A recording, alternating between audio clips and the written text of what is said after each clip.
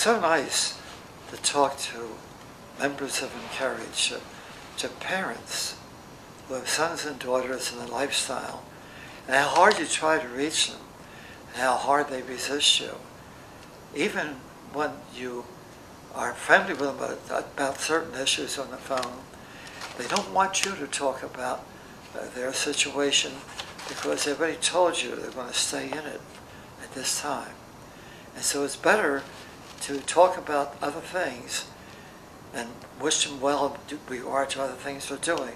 Because oftentimes they can be very charitable and they can be given to poor and doing other things.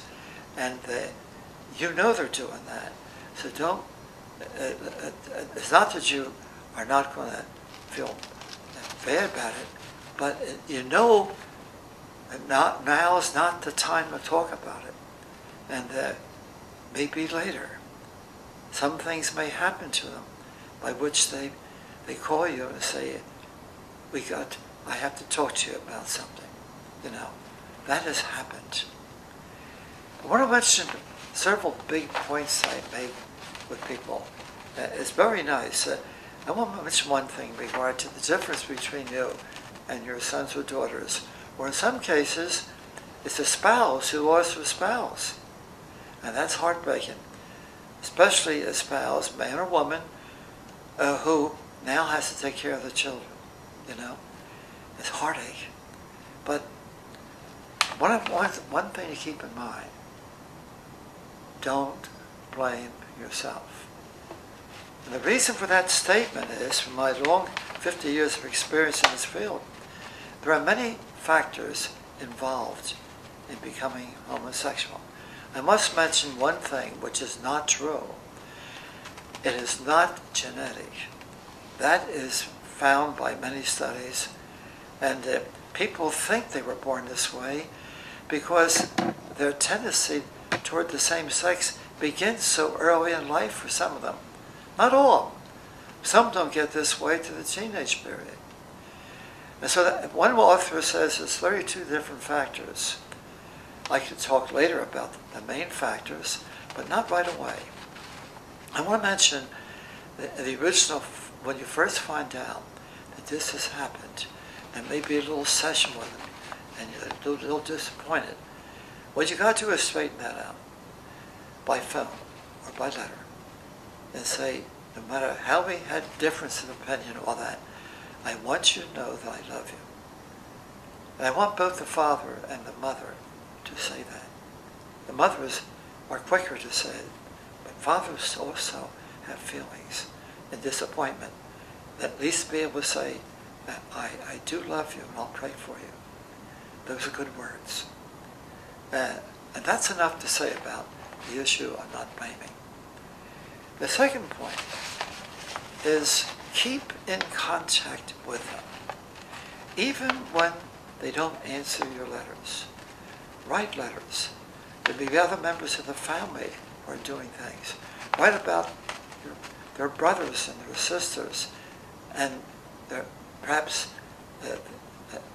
sometimes it could be the spouse lets the other spouse know how the children are doing. But do write to them. Don't allow bitterness to take over.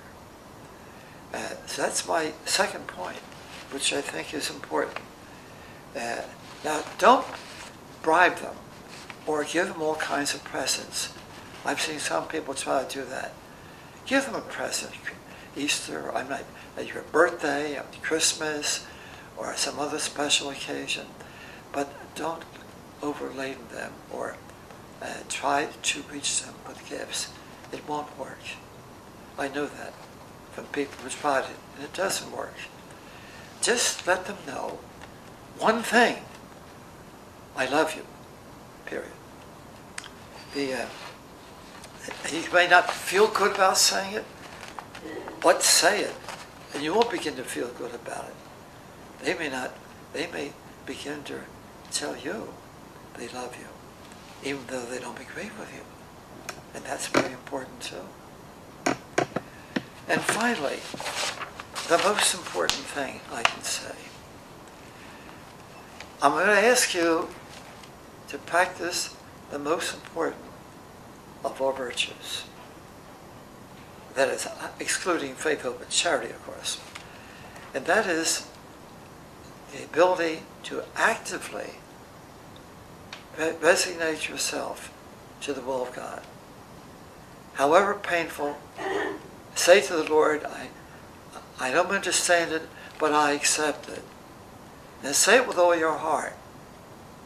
As Francis Sales says, learn to say yes to God's will. And make it clear you're saying yes. Recently, I ended a sermon on this question. I ended the sermon by saying, yes, yes, yes. And you need to do the same thing. Now, those are just some, what I call little tips, which I found to be very useful.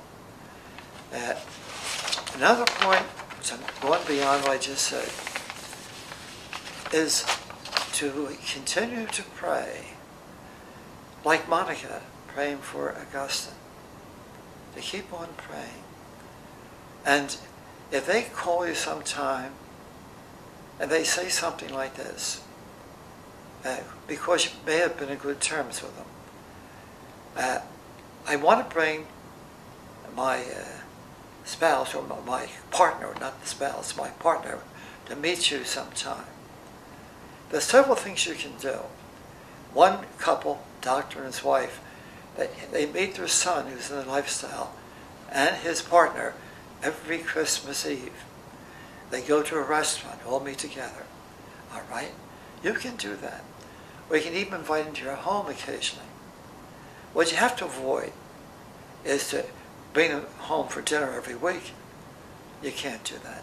If they come too frequently, everyone else looks and they begin to think that you are accepting this way of life. One, by allowing it, or you give them the impression, it's not you accept this way of life. Let me be very clear. You give them the impression that you're accepting their way of life if they accept you every Sunday for dinner. They think, well, they do accept us anyhow. And that's not a question of accepting. Accepting but even more exactly, accepting that it's okay to live this kind of life. It always has to be clear, no matter what happens, that you don't approve of the way of life, and you regret they're in the way of life. But but at the same time, by allowing them to come occasionally, you are giving some love expression for your partner. Now, for the other person, well, you can even pray for them too, and sometimes that happens. So the only thing you need to avoid is constantly, have no exceptions, and not allow the house at all. Some people try that. That's not a good idea.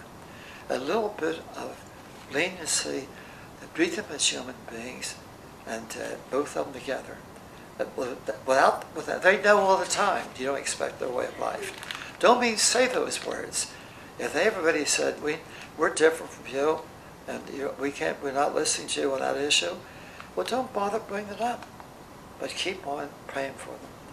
And even talking about a brother or a sister, or a death in the family, or anything of that sort. That's part of the advice I give. But I guess I want to add to the advice. There's need to be patient and waiting. Patient and waiting and prayer. And by the way, go to the Courage meetings. Because I'll tell you what happens. When one person, when a couple has a senator in the lifestyle, they want to keep it in the family. Now brothers or sisters will know, but no other relatives, just brothers or sisters. I had an experience like that.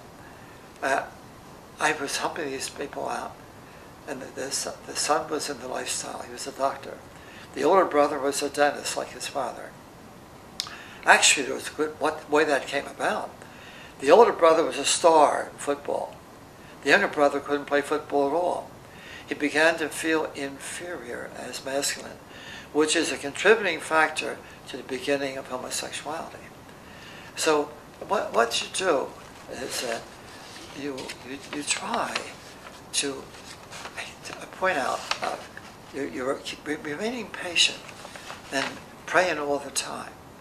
And don't be afraid, despite you're not telling any of your relatives at the moment. Eventually you will tell them. You are with a group of people who all had the same idea. We're not going to tell anybody outside the family. We're just going to keep it inside the family. And then they go to Courage meetings. And they begin to talk to each other. And they get help from each other. Meeting once a month with a priest, and oftentimes a Mass on a Sunday afternoon. They begin to know they got people who share their sorrow. And that's good.